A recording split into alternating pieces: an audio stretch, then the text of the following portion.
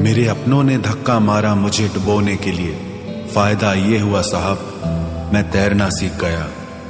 हर रोता हुआ लम्हा मुस्कुराएगा।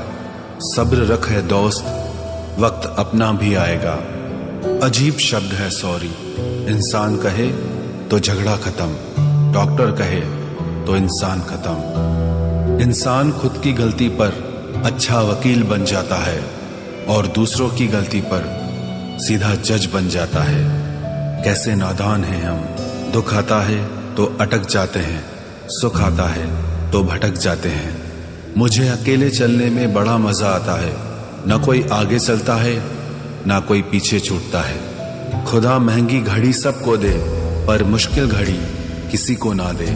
उसके साथ रहो जिसकी तबीयत खराब हो, लेकिन उनके साथ कभी मत रहो जिनकी नीयत खराब हो।